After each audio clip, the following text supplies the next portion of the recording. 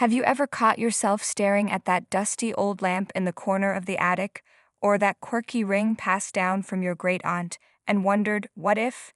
It's a universal fantasy, a quiet little dream we all harbor, the idea that a forgotten family heirloom could be a hidden treasure, a winning lottery ticket disguised as a piece of history. This very dream is the beating heart of a cultural phenomenon like Antiques Roadshow, a place where hope and history collide under the bright lights of television cameras. For thousands who line up with their precious cargo, it's a pilgrimage. But as one guest recently shared, stepping onto that famous set is an emotional roller coaster, filled with strict rules, surprising truths, and moments that can either gently sting or change your life forever. For journalist Jennifer Koff, an invitation to the St. Louis filming of the show was a dream come true. Like so many of us, she had items she cherished: a beautifully framed silhouette and a pair of striking blue glass lamps. They were pieces she loved, imbued with personal history and aesthetic charm. But the tantalizing question remained, were they also valuable? Arriving at the sprawling grounds of Grant's Farm, the energy was electric. Imagine a vibrant festival dedicated entirely to the past. Tents and tables divided the landscape, each a specific portal to another time. A station for porcelain, a corner for military history, a hub for vintage toys.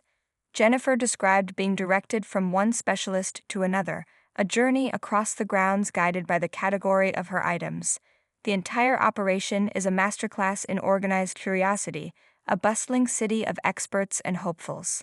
In the midst of this excitement, however, was a rule so strict it defined the entire experience. Set up between the appraisal tents were the iconic filming studios, the hallowed ground where the biggest discoveries are made. This is where you see the life-changing valuations and hear the collective gasp from the crowd. And this is where Jennifer, like all other guests, was given a firm instruction: no personal recording whatsoever. She explained, for country living, I wasn't allowed to tape anything happening on sets, so as not to take away anything from the big reveals come airtime. At first, it might sound like a simple production rule, but its emotional weight is profound. The rule exists to protect the magic. It ensures that when the show airs, every viewer at home experiences the surprise, the shock, and the joy in real time, right alongside the guest. It transforms a personal appraisal into a shared, nationwide moment of discovery. But for Jennifer, standing there on set, it also meant she had to fully live in the moment, with no digital safety net to hide behind. Her reaction, her hopes, and her potential disappointment would be raw and unfiltered. With her items in hand, she finally had her turn.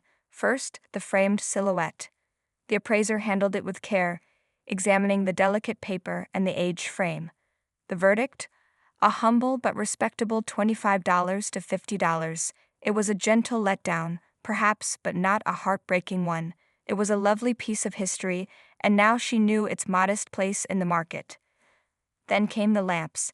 They were her favorites, their deep blue glass holding a special place in her home and heart. She watched the appraiser's face, searching for a flicker of excitement, a sign that her intuition was right. The valuation came, and it was the moment that truly stung. $15 a piece. I have to admit, this hurt a little, Jennifer confessed. It's a feeling so many of us can understand. It's not about greed or a desperate need for a windfall. It's about the hope that something you love is also seen as special by the rest of the world. For a moment, the air goes out of the balloon.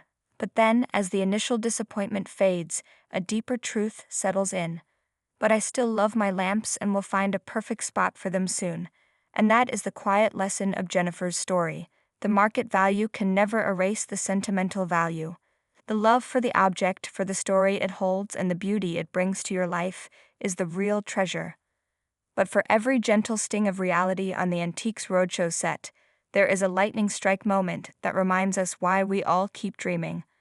On that very same show, a different family was about to have their world turned upside down by an item they dismissed for generations.